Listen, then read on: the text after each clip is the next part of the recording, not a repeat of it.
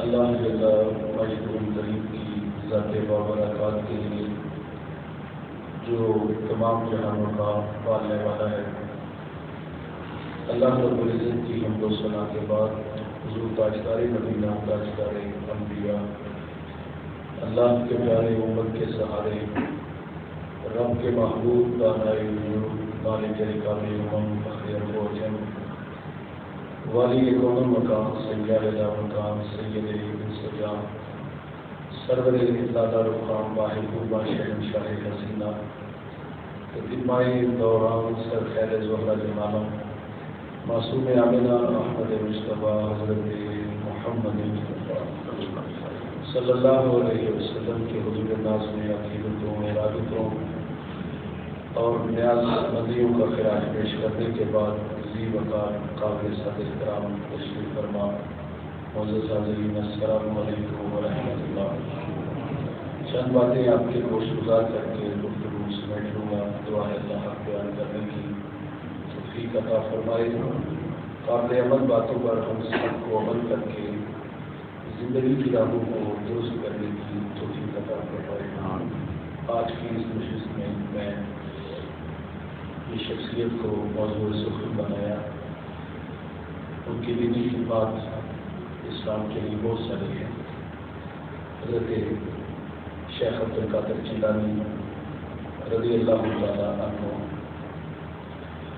آج 11 ربیع ثانی اور آپ کا جمعے کے ساتھ، اور آج آپ کی شخصیت کے حوالے سے کچھ باتیں عرض کروں گا۔ اللہ سے دعا ہے اور اللہ ہمیں صالحین کی تعلیمات پر عمل کی توفیق عطا فرمائے۔ شیخ عبد القادر جیلانی کا میں آپ کے والدین کا تعارف کراتا چلوں۔ شیخ کے والد کا نام ہے ابو صالح جلیل روزی، اور آپ طبیعت میں صالحیت کے جذبے رکھتے تھے۔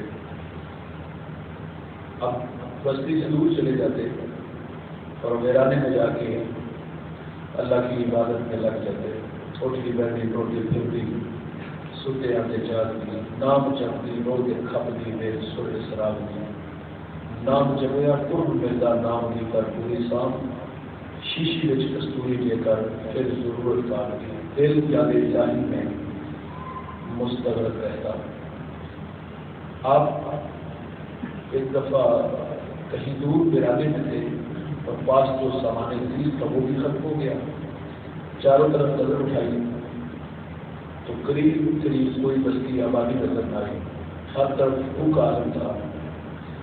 تو اب پیٹ کی آگ بجھانے کے لیے پاس کچھ بھی نہیں تھا، اور جہاں بیٹھے تھے وہاں سے صاف شفاف پانی گزر رہا تھا۔ تو اس پانی میں ایک سیب نظر آیا، اس کو اٹھایا اور کھا لیا، اور اس خیال سے کھایا کہ اللہ نے تھوڑی سی آواز اٹھا کر غائب سے اللہ نے میری مدد فرمائی ہے۔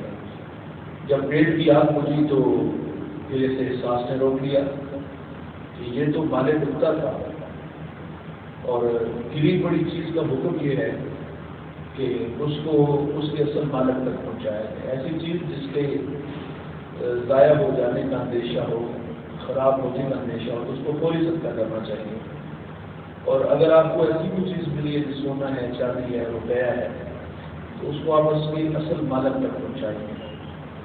آپ ہمیں مسجد سے کوئی چیز ملی، کسی کی رقم ملی، کسی کو گھڑی ملی، تو ہم یہی کہیں گے اپنی کوئی نشانی بتائے اور ہم سے وہ لے لیں۔ اگر اس کا کوئی مالک نہ ملا، وہ کہیں مسافر تھا، آیا، جیب سے پیسے جو ہے وہ گر گئے پیچھے، وہ ہمیں ملے اور ہم نے علاج کروایا لیکن اس کا اصل مالک نہ مل سکا، تو ایسا نہیں ہوگا کہ وہ پیسہ، وہ روپیہ، وہ سونا، وہ چاندی آپ اپنے قبضے میں کر لیں گے یا اپنے استعمال میں لے آئیں گے۔ اس کو اپنے پاس رکھنے کا حکم ہی نہیں ہے، جو مارے ہوتا ہے اس کو صدقہ کرنے کا حکم ہے، اور اس کا فائدہ یہ ہوگا کہ اللہ صدقے کا ثواب آپ کو بھی دے گا، اور جس کی وہ چیز گری پڑی تھی اللہ اس کو بھی اس کا ثواب دے گا۔ ہم اس کو اپنی ذاتی استعمال میں نہیں لا سکتے، نہ کھا سکتے ہیں، نہ وہ چیز رکھ سکتے ہیں۔ اس کو بہر صورت اس کو راہ خدا میں خیرات نہیں کرنا ہوگا. پہلی کوشش کہ اس کے مالک تک اس کو پہنچایا جائے. تو ابو صالح نے وہ سیب اٹھا کے کھا لیا اور کھانے کے بعد اسے احساس میں روک لیا کہ یہ تو میری ملکیت ہی نہیں ہے، یہ چیز میری ہی نہیں ہے. ہم تو جب پھل خریدتے ہیں ریڑھی سے تو چاہے آپ ساری ریڑھی خریدیں یا ساری دکان ہی خریدیں، جو خریدا وہ آپ کا ہے اور جو آپ نے پیسے اٹھا کے کھایا وہ آپ کا ہے، وہ تو دکاندار کا ہے. تو طبیعت میں حساسیت ہونی چاہیے نا کہ جو چیز میری ہے نہیں میں اس پہ کیوں قابض ہوں، کیوں اس کو اپنے لیے کھا رہا ہوں. تو اگر وہ دکاندار وہ ریڑھی والا خاموش ہے مربت کیا کم اس کو یار، اس کو بھی تو خیال ہونا چاہیے میں شہری کے وقت اٹھا تھا اور منڈی سے جا کے خرید کے لایا ہوں اور اس میں جو بچت ہے وہ میری ہے، تو یہ کیوں اس کو اٹھا کے کھا رہا ہے. تو خیر وہ تو خاموش ہو گیا، لیکن یہ اخلاقی انتہائی غیر اخلاقی رویہ ہے.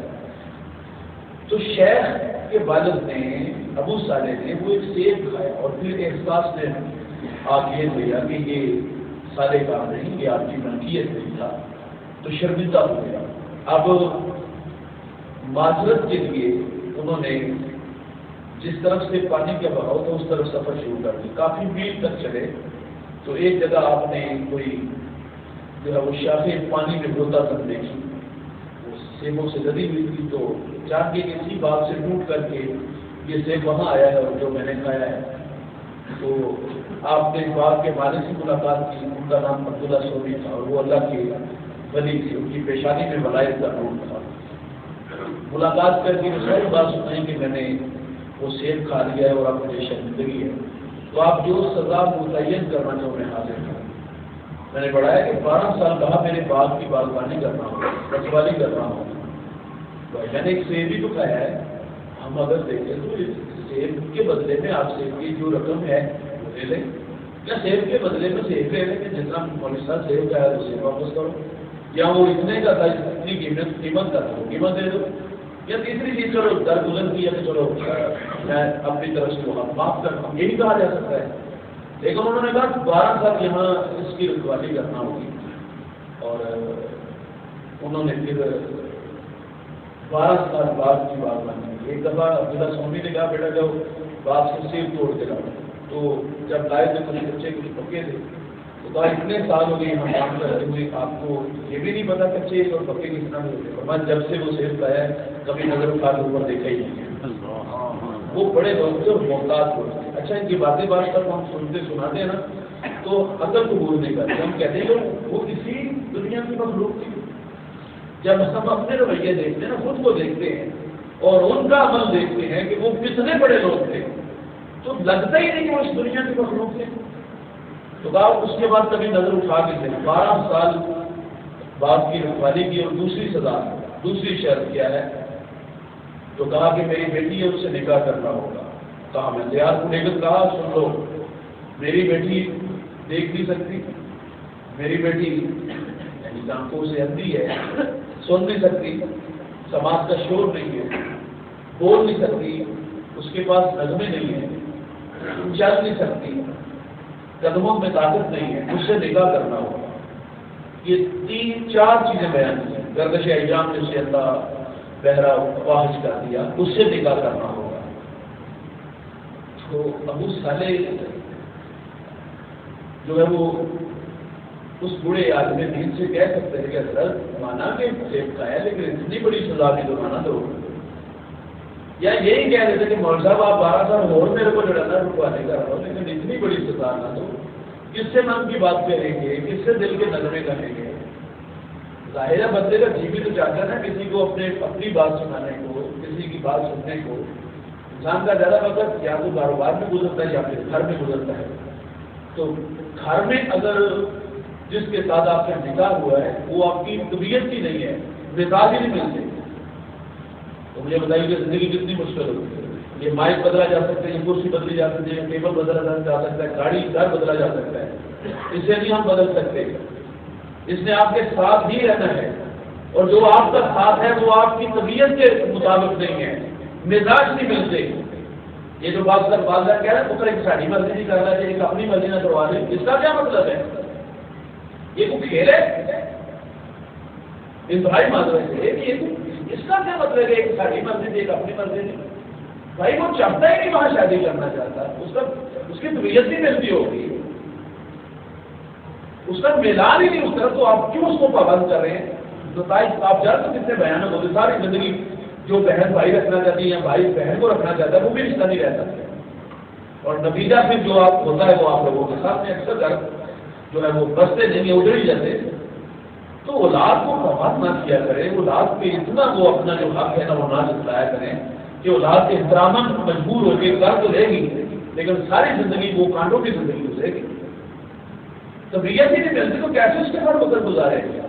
تو شیخ نے یہ نہیں کہا کہ مولانا مانا کہ سیب کھایا ہے، ایڈا بڑا بھی ہم جس طرح کہتے ہیں ایڈا بڑا بھی تو جرم کو نہیں ہے، میں معافی مانگ لی ہے کہ اتنے سال محنت کی تھی معاف کر دو، اور میں حاضر ہوں اس کے لیے۔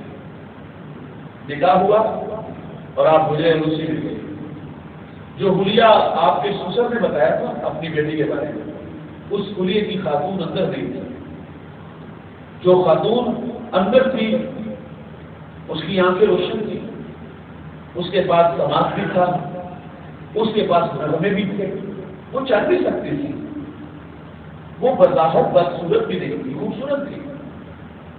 ابو صالح دوڑ کر کے باہر آ گئے، گھبرائے ہوئے تھے، اور اپنے سسر سے کہتے ہیں کہ مولانا میں پہلے ایک مصیبت سے مشکل سے نکلا اور آپ ایک نئی آزمائش میں مجھے ڈالنا چاہ رہے ہو۔ کہا کیا ہوا؟ کہا جو حلیہ آپ نے بتایا تو اس حلیے کی تو خاتون ہی نہیں اندر تھی، تو کہا بیٹا وہی تیری منصوبہ ہے، تھوڑی سی آواز اور پڑھتے شاید آواز ذرا لگ جائے، تو کہا اس حلیے کی خاتون اندر نہیں ہے، تو کہا بیٹا وہی تیری منصوبہ ہے۔ وضاحت دیتے ہوئے کہا میں نے کہا میری بیٹی دیکھ نہیں سکتی، اس نے کبھی کسی غیر محرم کو نہیں دیکھا، اس کی آنکھوں پر حیا کے پہرے ہیں، میں نے کہا یہ سن نہیں سکتی، اس نے کبھی کسی غیر محرم کا کلام نہیں سنا، اس کے کانوں میں قرآن کے نغمے ہیں، میں نے کہا یہ بول نہیں سکتی، اس نے کبھی کسی غیر محرم سے کلام نہیں کیا، اس کے لبوں پر سونے محمد کے ترانے ہیں۔ اور بھائی جان اتنی نیک صالح خاتون ہو اور اتنا پرہیزگار نوجوان ہو، دونوں کا نکاح ہوا، ملاپ ہوا، تو اللہ تعالیٰ نے جو بیٹا عطا فرمایا وہ معمولی نہیں تھا، وہ بیٹا جب دنیا میں آیا تو زمانہ اس کو شیخ عبد القادر جیلانی کے نام سے جانتا۔ یہاں روک کر کے عرض کروں گا بھائی جان، جب اولاد کا رشتہ کرو نا تو رشتے داری جوڑتے ہوئے بڑا گھر نہ دیکھا کرو، ہاں اگر ہو جائے تو کوئی مسئلہ نہیں، بڑے گھر کوئی غلط جگہ تو نہیں ہے، جانے مسائل دیے تو اللہ بڑا گھر کچھ نصیبی کی نشانی ہے، اچھی بیوی کا ہوگا، لیکن جب رشتے داری جوڑو نا تو معیار جو رکھو نا، جو ہمارے ہاں ہم جن چیزوں سے متاثر ہوتے ہیں نا کہتے ہیں باما بناتی ہے، اسی جب رشتے داری جوڑتے ہیں تو سر اس وقت یہی چیزیں ہم دیکھتے ہیں کہ اس سے ہمیں نفع کیا ہوگا، بڑا گھر دیکھا، بڑی گاڑی دیکھی، بڑا بنگلہ دیکھا، ان کی جائیدادیں دیکھی، زمینیں دیکھی، تو یہ ہے ہمارا معیار جب رشتے داری جوڑتے ہیں تو یہ ساری چیزیں ہم دیکھتے ہیں، اور جو اصل چیزیں دیکھنے والی تھی اس کے اخلاق، اس کا کردار، اس کا تقویٰ، اس کی حیا، یہ ساری حیثیت اب رکھتی ہے، تو پھر اس کے نتائج بھی بڑے عجیب آتے ہیں کہ جب آپ دولت کو معیار بناؤ گے، گھر کو معیار بناؤ گے، اور جو بیٹی میں دیکھنا چاہیے تو وہ نہ دیکھا، تو پھر آنے والے کل میں اس کے نتائج بھیانک ہی آئیں گے۔ دیکھیے حضرت عمر رضی اللہ تعالیٰ کو رات کو گشتہ نہیں، گھر سے آواز آ رہی تھی کہ بیٹا دودھ میں پانی ملا لیں، معلوم ہوا کیا ہے، تو بیٹی نے کہا کہ امیر المومنین نے منع کیا، تو ماں نے کہا وہ کون سا دیکھ رہے ہیں، تو اگر امیر المومنین نہیں دیکھ رہے تو رب العالمین کو دیکھ رہا ہے۔ کس ایک جملے سے حضرت عمر متاثر ہوئے کہ اگر وہ نہیں دیکھ رہے اللہ تو دیکھ رہا ہے، تو آپ اس مکان پہ نشان لگا کے آتے ہیں، آپ 23 لاکھ مربع میل کے حاکم ہیں، کسی بڑے قبیلے کے سردار کی بیٹی کے ساتھ اپنے بیٹے کا نکاح نہیں کیا، جو ہم لوگ ہیں نا اسٹیٹس دیکھنا چاہیے، یہ ساری چیزیں دیکھنی چاہیے۔ مجھے پچھلے دنوں میں ایک جگہ حاضر ہوا تو میرے پچھلے والے سے مجھے کہتے ہیں مول صاحب کوئی کھانا پیتا رشتہ رکھا جائے میرے بڑے واسطے، میں کہ کھانا پینے تو مراد کی ہے، ویسے تو ہم تو صبح تو شام تو دوپہر اتنے لوگ کھا لیتے، زیادہ نہیں کھائیں، تو میں کیا وہ ایک ادھر میں کیا 6 روٹیاں کھاتے ہوں یا ایک وقت میں 10 روٹیاں کھاتی ہوں، ان کے ساتھ نہیں کرتا تھا، نہیں مول صاحب سمجھا کرو، کوئی بندہ لے بھی لیتا ہے تو بندہ دے بھی دیتا ہے، لیکن ہمارے رشتے تو غرض کے رشتے ہیں یار. جب ہم رشتے داری جوڑتے ہیں تو یہ معیار بنایا کہ ہم ان سے اپنی فلاں غرض جو ہم چلا لیں گے. یہ جہیز میں ہمارے بیٹے کو گاڑی بھی دیں گے, یہ ہمارے بیٹے کو گھر بھی دیں گے, بہانہ بھی لگا دیں گے. یہ معیار بنا دیا ہم لوگوں نے. حضرت عمر رضی اللہ تعالیٰ نے اس وہاں نشان اس لیے لگایا کہ یہ میرے بیٹے کے لیے بیٹی, اس کا تقویٰ دیکھا نا, کہا یہ بہتر رہے گا. اور پھر اس بیٹی سے نکاح ہوا, اللہ نے اس بیٹی سے ایک بیٹی دی, اور پھر اس بیٹی سے اللہ نے ایک بیٹا دیا جس کو زمانہ آج عمر بن عبد العزیز کے نام سے جانتا ہے, جنہیں عمر ثانی بھی کہا جاتا ہے. تو حیا تقویٰ اس کو معیار بنانا چاہیے جو ہم لوگ بولتے ہیں. اور ہمارے زمانے میں شادی کا وقت قریب آتا ہے تو باقاعدہ اپنے والدین سے 2-3 باتیں ضرور کہتے ہیں کہ ابا جی کے ساتھ کھیگا آنا گیا ہے, کسی رجے کا آ گیا جائیے تو وہ دماغ کی کوئی عزت بھی تو ہے نا. یہ ہمارے نوجوان کہتے ہیں. گاڑی تو نہیں, اچھا گاڑی کے موبائل سے رین کے نا یار موبائل بھی خود نہیں خرید سکتے یار. جو معیار اسلام نے دیا ہم اس کو کیوں فراموش کر بیٹھے یار.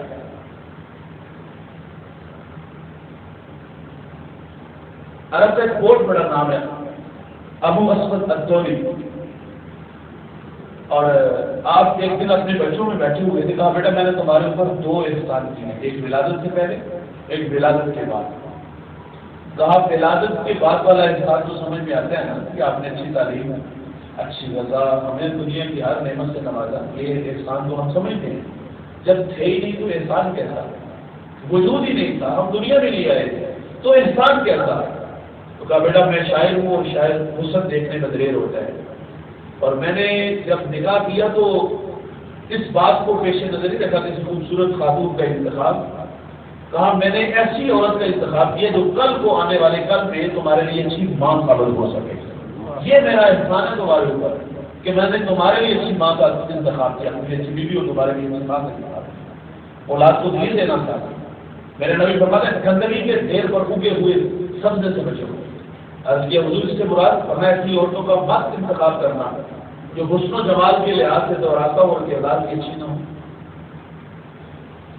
تو اولاد کے حقوق میں پہلا حق یہ ہے کہ ان کے لیے اچھی ماں کا انتخاب کیا جائے.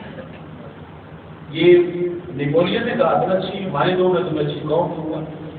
ماں کا ہی کردار کو بھائی مسئلے بناتا ہے. ماں مؤثر ہوگی تو اولاد بھی مؤثر ہوگی. ماں اگر شخص ذمہ دار ہے تو پھر نسلوں میں سجدے آئیں گے. ماں کے پاس قرآن کے نغمے ہیں تو نغمے اولاد میں بھی آئیں گے. معروف نام آپ نے سنا نا حضرت خواجہ قطب الدین بختیار کاکی رحمۃ اللہ علیہ, بہت بڑا نام ہے. کاکی ہندی کا لفظ ہے جس کا معنی روٹی ہے. اس نام سے قطب الدین کیسے بنتے ہیں. والدہ بچپن میں کہتے بیٹا مسلح بچھا دامن پھیلا اور رب سے مانگ, اور ماں تازہ کھانا بنا کے ساتھ والے کمرے میں رکھ دیتی ہے. بیٹا ساتھ والے کمرے میں جا کے کھانا کھاتا ہے اور کبھی کبھی ماں کی سوال کرتے ماں اللہ مہربان کتنا ہے, میں اس کے حضور دامن پھیلاتا ہوں وہ مجھے تازہ کھانا دیتا ہے. ماں خوش ہوتی ہے کہ میرے بیٹے کا رب کے ساتھ توکل کا رشتہ جڑ گیا. یہ مشق کافی دیر جاری رہی. آپ فرماتے ایک دن میں کام کی گھر سے باہر آنے میں تاخیر ہوئی, دل ڈوبنے لگا, اللہ بڑی محنت سے تیرے ساتھ اس کا توکل کا رشتہ جوڑا ہے, کہیں کمزور نہ ہو جائے. آپ فرماتے گھر آئی تو وہاں میں استراحت تھا. بیدار ہوا تو میں نے کہا بیٹا کھانا کھایا, کہتا جی ماں جی کھانا کھایا ہے. اور ساتھ کہتا بیٹا ماں تو کھانا آج کھایا پہلے کبھی نہیں کھایا, اور جو مزہ مجھے آج آیا پہلے کبھی نہیں آیا. یہ مائیں رب سے جوڑتی تھی اور یہ وہی قطب الدین ہے. ماں مدرسے میں بیٹی استاد کہتے بیٹا پڑھا الحمدللہ رب العالمین ازبر کا سیقول الصفحاء من الناس ازبر کا تلک الرسل فضلنا بعضهم على بعض. 14 پارے سنا دیے. استاد بڑے متاثر ہوئے, بیٹا جہاں سے 14 پارے بقیہ 16 بھی اسی مدرسے میں اسی استاد سے پڑھ لیتے, یہ اچھے منظر خوب. تو عرض کرتے استاد جی میں نے کسی مدرسے میں کسی استاد سے زانو تلمس نہیں کیے. تو کہا یہ دولت کہاں سے آئی؟ تو عرض کرتے استاد جی میری والدہ 14 پاروں کی حافظہ تھی, میں نے ماں سے سن کے حفظ کر دیے. ماں قرآن پڑھے تو بیٹا قاری قرآن بنتا ہے. ماں دودھ پلائے سونے محمد پہ درود پڑھے تو بیٹا دشت نینوا کو میدان کربلا بنا دیتا ہے. یہ مائیں کردار بناتے ہیں. آپ اچھی ماں دو اچھی قوم ملے گی. جب اولاد کی شادی کرو تو ان کا پہلا حق یہ ہے کہ اس کے لیے اچھی عورت کا انتخاب تاکہ آنے والے کل میں وہ اچھی گمان ثابت ہو سکے. تو حضرت ابو صالح چکی دوست اور ام الخیر فاطمہ جو عبداللہ سومی کی بیٹی ہے، جس نے نہ غیر محرم کو دیکھا، نہ سنا، نہ کلام کیا، نہ گھر کی دہلیز سے باہر قدم رکھا، تو جب دونوں کا ملاپ ہوتا ہے تو اللہ تعالیٰ بیٹا کتنا خوبصورت دیتا ہے، جس کو زمانہ آج شیخ عبد القادر جیلانی کے نام سے جانتا ہے. شیخ یکم رمضان 470 ہجری میں ایران کے قصبہ جیلان میں پیدا ہوا، اور شیخ عبد القادر جیلانی بچپن میں ہی یتیم ہو گئے. آپ کے سر سے آپ کے والد کا سایہ اٹھا لیا گیا، اور آپ نے جو ابتدائی تعلیم کی گھر سے حاصل کی، اور پھر جب آپ کی عمر 10 سال ہوئی تو والدہ نے جو ہے وہ مکتب میں بھیج دیا، اور جب آپ کی عمر 18 سال ہوئی تو آپ جو ہے وہ بغداد علم حاصل کرنے کے لیے آئے. لیکن جب بیٹے کو رخصت کیا تو ایک بیٹے کو نصیحت کی کہ بیٹا جھوٹ نہیں بولنا، ماں نے سچ کی تعلیم دی. آپ جب گھر سے نکلے تو وہ معروف واقعہ راستے میں ڈاکوؤں نے لوٹ لیا، تو آپ کے بھی کپڑوں میں پیرہن میں ماں نے وہ کچھ اشرفیاں دے دی تھی، اور جب آپ کی تلاشی ہوئی تو آپ نے بتا دی کہ میرے پاس بھی ہے، تو آپ کی اس بات سے متاثر ہو گئے. انہوں نے جتنے بھی وہ رہزن تھے حضرت شیخ عبد القادر جیلانی کے ہاتھ پر توبہ کر دی. تو یہ سچ کی طاقت ہے نا. حضرت ہم تو والد کو ہمیں ملنے آئے تو ہم بچے کو باقاعدہ پڑھا کے بھیجتے ہیں نا کہ بیٹا اسے کہنا میں گھر میں نہیں. بچے بچے ہی ہوتے ہیں، اور جو کہا وہ سیم اسی طرح جا کے بتا دیتے ابا جی کہنے میں کہا نہیں ہے. تو کتنی بری بات ہے. اس کا دیکھو آنے والے کل میں وہ آپ کی آنکھوں میں مٹی ڈالیں گے. آج جھوٹ سکھایا تو کل کو اسے وہ دلیری تو آپ نے خود دی نا، راستہ تو آپ نے خود دیا نا کہ راستہ کس طرح مل سکتا ہے، راہ فرار تو آپ نے دیا نا. تو وہ کل آنے والے کل میں آپ کو بھی دھوکہ دے گا، آپ کی بھی آنکھوں میں مٹی ڈالے گا. آپ سچ کی پکڑ ہوں گے تو اولاد بھی سچ بولے گی. آپ گالی دو گے تو بچے بھی گالیاں دیں گے. آپ جھوٹ بولیں گے تو بچے بھی جھوٹ بولیں گے. اپنے بچوں کو سچ کی تعلیم دو. بعض تک والدین کہتے چلو ہم رویے پڑھتے دیکھتے ہیں نا کہ چلو ہم تو کہتے ہیں بچے کو بیٹا جھوٹ نہ بولا کرو، ہم کہتے ہیں بیٹا نماز پڑھا کرو، ایسے نہیں پڑھتے دوسرے پڑھا کرو. چلو ہم آپس میں بھائی جی بولتے تم اپنے چچا تائی سے جو ہے وہ ملاقات رکھا کرو. اس کا کیا مطلب ہے بھائی؟ کبھی ایسا ہوا ہے کہ آپ جو کریں وہ بچے نہ کریں اور آپ کہیں گے وہ کرو جو ہم نہیں کرتے؟ ایسا نہیں ہوگا. آپ جو سکھاؤ گے اس کے نتائج مختار بھی اس کردار ہوتا ہے بھائی، کردار مؤثر ہوتا ہے. اولاد کو نیک بنانا ہے تو بھائی اس کے لیے خود نیک بننا ہوگا، خود مؤثر ہونا پڑے گا، خود نیکی کی راہوں پہ آنا ہوگا. یہ نیکی کی راہیں عبد القادر کی والدہ کو اور والد کو ملی تو آنے والے کل میں شیخ کی جو خدمات دینی ہے وہ بڑھیے گا. آپ نے 26 سال دین پڑھا اور پھر 40 سال آپ نے لوگوں کو مسند پہ بیٹھ کے دین پڑھایا، اور 40 سال کے نتائج سنیے گا شیخ عبد القادر جیلانی کے. آپ نے 40 سال لوگوں کو، اور پھر آپ نے 26 سال کی عمر میں کچھ چیزیں نوٹ کی ہے، علم قرات، تفسیر، حدیث، فقہ، علم کلام، علم ادب، اور اس کے علاوہ نحو، تاریخ، بہت سارے علوم پہ آپ نے 26 سال کی عمر میں رسالت حاصل کی. اور پھر آپ نے 40 سال لوگوں کو حدیث پڑھائی. اور سنیے گا یہ 40 سال حدیث پڑھانے کے نتائج حضور کی امت کو کتنے لوگ تیار کر کے دیے؟ ہر سال 3000 علماء تیار ہوتے ہیں، ہر سال 3000. اور 40 سال میں کتنے لوگ تیار ہوئے؟ 1,20,000. بھائی جان حضور کی امت کو جو لوگ دیے نا، مستند لوگ دیے، چلے لوگ نہیں پیش کیتے. مغل سے کہوں گا وہ پیر کو دے کے رنگ برنگی ٹوپیاں پہن کے جناب آگے جناب بھنگڑے کا آواز دے دیے. امت کو دیے جو مسلک سے بیٹھ کے کالا کالا رسول اللہ کی سزائے دینے والے تھے. یہ 40 سال کے نتائج ہے شیخ عبد القادر جیلانی کی کہ حضور کی امت کو اتنے لوگ تیار کر کے دیے. اچھا لوگ ہمارے ساتھ رابطے میں آتے ہیں، بعض کا کوئی ساتھی کو کارڈ لینا عورتوں کو اپنا تعارف کراتے ہیں تو تعارف اپنا ذاتی نہیں ہوتا. وہ صرف یہ سناتے ہیں کہ ہمارے والد نے فلاں درس گاہ سے پڑھا اور پھر انہوں نے اتنے سال ایک جگہ پہ بیٹھ کے آپ نے لوگوں کی خدمت کی، اور اس خدمت کے نتائج بیان کرتے ہیں کہ بہت ساری ان کی درس گاہیں بنی، یا پھر وہاں آپ غریبوں کے لیے یہ فلاں فلاں کام کی. اچھی بات ہے، اچھا حوالہ ہے. یہ تو آپ کے والد کا حوالہ ہے، یہ تو آپ کے ابا جی کر کے گئے ہیں، تو اپنا بھی تو کچھ بتاؤ نا بھائی جان. آپ وقت لے رہے ہیں، آپ کیا کرتے ہیں؟ سوال تو ہے نا کہ حضرت آپ کیا ان کی روایات کے امین بنے؟ آپ نے ان کی وہ جو جہاں بیٹھ کے انہوں نے دین پڑھایا، آپ بھی وہاں بیٹھ کے پڑھا رہے ہیں؟ آپ نے اس کام کو کیا مزید آگے بڑھایا؟ یا وہ کام تو ان کے جانے کے بعد جو ہے نا وہ ظاہر جب تک ذات تھی وہ کام بھی بڑا تھا، وہ چلے گئے تو بعد میں ہم نے کیا اس کام کو آگے بڑھایا؟ یا صرف نذرانے بٹورے، یا صرف عقیدتیں لوٹی؟ ہمارے پاس واسطہ اپنا حوالہ کوئی بھی نہیں ہوتا، ہماری اپنی ذاتی پہچان کچھ بھی نہیں ہوتی، ہم نے کیے کچھ نہیں ہوتا، نہ ہم سے پڑھا ہوتا ہے نہ آگے بڑھایا ہوتا ہے۔ تو یہ تعارف تو اپنے بڑوں کا کرائے، اپنا بھی تو کرواؤ نا۔ تو وہ بڑے لوگ تھے ہمارے شیخ نے 40 سال دین پڑھایا، اور وہ 40 سال کے نتائج میں نے عرض کیا 1,20,000 لوگ تیار کیا، اور پھر ان لوگوں نے آگے کتنا کام کیا۔ شیخ عبد القادر جیلانی کو پڑھیے گا، آپ کی مجلس فائز میں 70 ہزار کا اجتماع ہوتا تھا، واصل بلّہ ہوتے تھے لوگ یار، جنازے اٹھتے تھے آپ کی مجلس فائز سے۔ یہ شیخ عبد القادر جیلانی ہے۔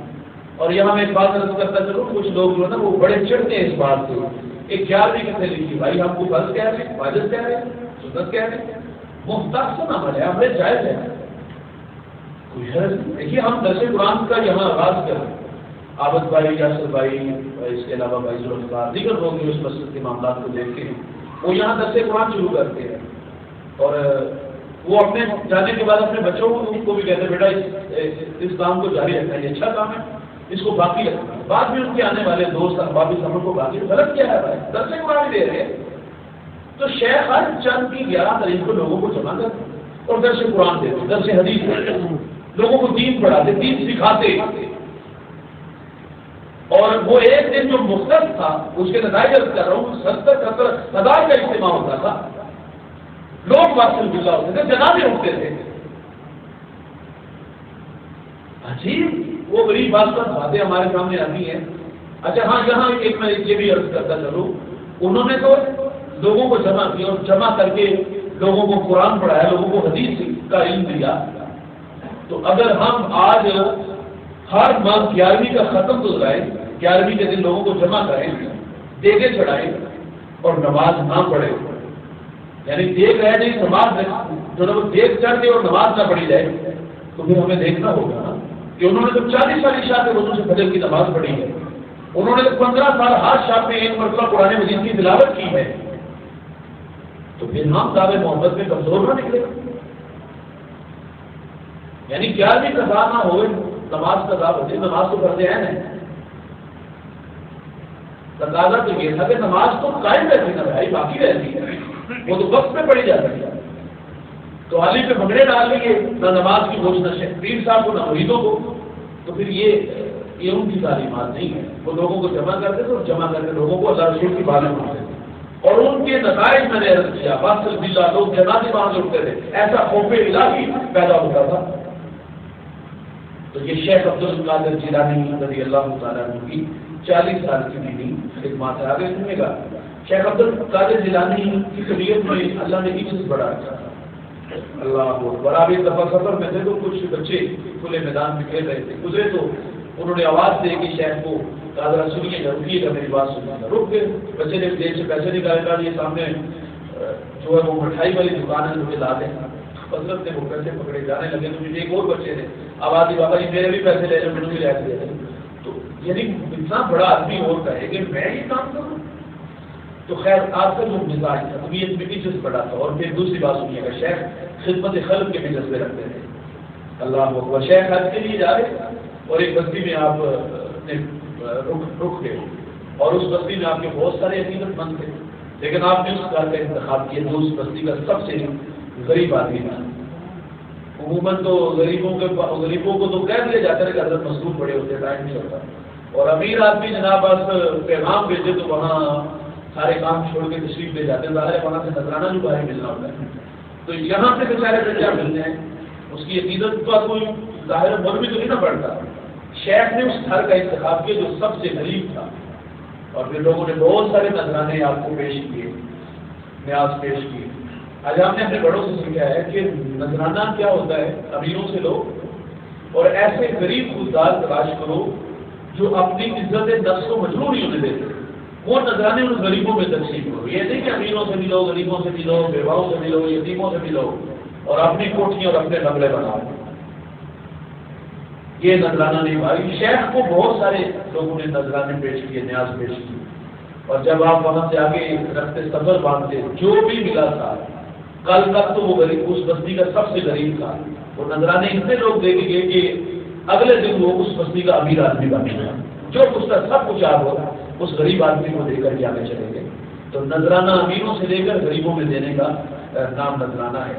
اور شیخ تو اللہ اکبر، آپ ایک بڑی خوبصورت بات فرما دیں کہ اگر ساری دنیا کی دولت میرے قبضے میں ہو، اگر اللہ مجھے یہ ساری دولت دے تو میں بھوکوں کو کھانا کھلایا کرتا ہوں.